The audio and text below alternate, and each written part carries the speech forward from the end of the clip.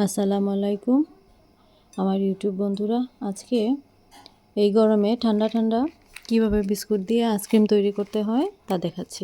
এখানে আমি কয়েক প্যাকেট চকোফান বিস্কুট নিয়ে নিয়েছি চকলেট ফ্লেভারের। তো এখানে আমি একটা বাটিতে সবগুলো প্যাকেট থেকে বিস্কুট নিয়ে নেব।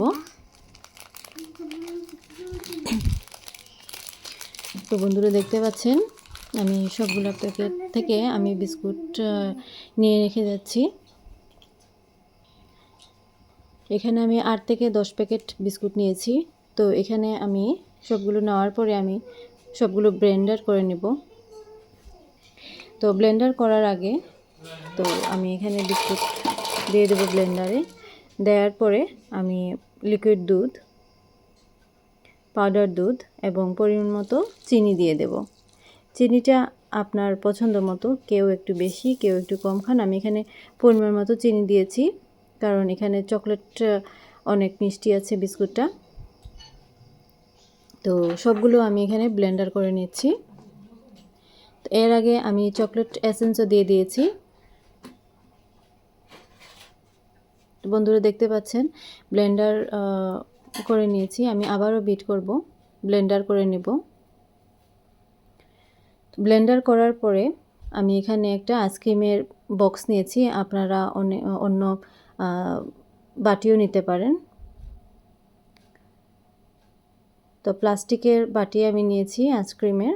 তো এখানে আমি ঢেলে নিচ্ছি।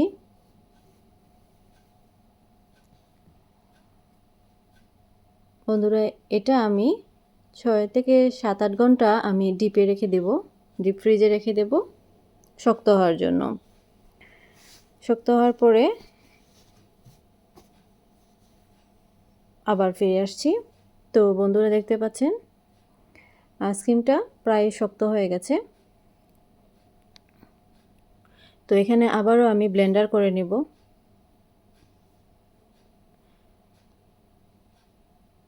ব্লেন্ডার করে নিলে এটা আরও সফট হবে এবং আইসক্রিমে যে একটা স্বাদ বা যে একটা নরম থাকে ওইটা বোঝা যাবে, খেতে অনেক ভালো লাগবে।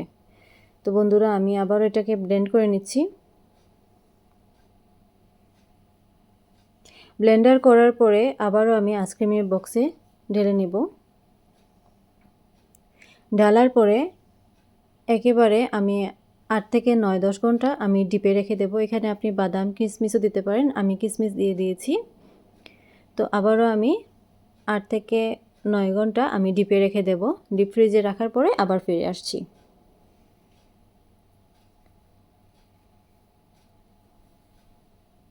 তো বন্ধুরা দেখতে পাচ্ছেন আমি আবারও 8 থেকে 10 ঘন্টা পরে আবারও আমি ডিপ থেকে আইসক্রিমটা বের করার পরে আমি এখন সার্ভ করব।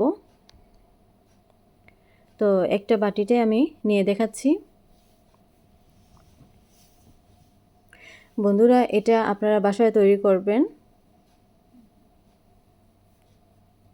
এটা এবং অনেক মজার এবং অনেক কম উপকরণেই তৈরি করা যায়। তো বন্ধুরা আমার চ্যানেলটা সাবস্ক্রাইব করবেন। আল্লাহ হাফেজ।